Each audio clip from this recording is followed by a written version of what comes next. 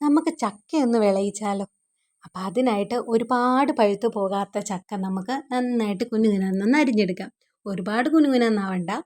ശേഷം നമുക്ക് നെയ്യോ എണ്ണയ്ക്കകത്തോ നന്നായിട്ടൊന്ന് മുന്തിരിങ്ങയൊന്ന് വറുത്ത് കോരാം. അങ്ങനെ വറുത്ത് കോരുന്ന അതേ എണ്ണയ്ക്കകത്തോ നെയ്ക്കകത്തോ നമ്മൾ ചക്കയൊന്ന് വഴറ്റിയെടുക്കണം. ഞാനിവിടെ വെളിച്ചെണ്ണയാണ് എടുത്തേക്കുന്നത്. നിങ്ങൾക്ക് നെയ്യ് ഇഷ്ടമാണെങ്കിൽ നെയ്യ് ഉപയോഗിക്കാം. അപ്പം നമുക്ക് ചക്ക അരിഞ്ഞ് വെച്ചേക്കുന്ന എല്ലാം അതിൻ്റെ അകത്ത് നമുക്ക് വഴറ്റിയെടുക്കണം നന്നായിട്ട്. ഒരുപാടങ്ങ് വഴറ്റണ്ട, അത്യാവശ്യം ആ പച്ചപ്പൊക്കെ ഒന്ന് മാറി വഴണ്ട് വരണം. അപ്പോൾ എൻ്റെ കൊച്ചെടുക്കളെ എല്ലാവരും ഒന്ന് സബ്സ്ക്രൈബ് ചെയ്യണം, ബെല്ലൈക്കൺ അമർത്തണം. ബെല്ലൈക്കൺ അമർത്തുമ്പോൾ ഒന്ന് ഓളൊന്നും കൂടെ കൊടുത്താലേ മുന്നോട്ട് എൻ്റെ വീഡിയോസൊക്കെ കാണാൻ പറ്റും. ഒന്ന് ലൈക്ക് കൂടെ ചെയ്യണം. അപ്പം നമുക്ക് ഒരു സ്വല്പം മധുരത്തിനായിട്ട് നന്നായിട്ട് നമ്മുടെ ചക്കപ്പഴം വഴണ്ട് വന്നതിലോട്ട് ഇച്ചിരി പഞ്ചസാര കൂടെ ചേർത്ത് കൊടുക്കാം.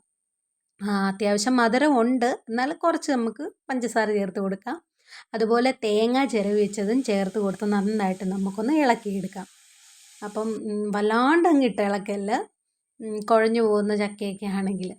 അതുപോലെ നമുക്ക് ഏലക്കായും ജീരകവും ചതച്ച് വെച്ചത് ചേർത്ത് കൊടുത്ത് നന്നായിട്ടൊന്ന് മിക്സ് ചെയ്യാം. അതുപോലെ നമ്മുടെ വറുത്ത് വെച്ചിരിക്കുന്ന മുന്തിരിങ്ങയും കൂടെ ചേർത്ത് കൊടുത്താൽ നമ്മുടെ പണി കഴിഞ്ഞു. ഇത്രയേ ഉള്ളൂ. വളരെ ഈസി റെസിപ്പിയാണ്. ഒരുപാട് സമയത്തിൻ്റെ ഒന്നും ഒരാവശ്യവുമില്ല. 4 മണിക്കൊരു പലഹാരം എന്ന രീതിയിൽ നമുക്ക് പെട്ടെന്ന് കുഞ്ഞുങ്ങൾക്കൊക്കെ ഉണ്ടാക്കി കൊടുക്കാൻ അടിപൊളിയാണ്. അതുമല്ല നല്ല മധുരമുള്ളൊരു പലഹാരം ആയതുകൊണ്ട് തന്നെ കുഞ്ഞുങ്ങൾക്കൊക്കെ ഒരുപാട് ഇഷ്ടപ്പെടും. അപ്പം നിങ്ങളെല്ലാവരും ഇതൊന്ന് തയ്യാറാക്കി നോക്കണം.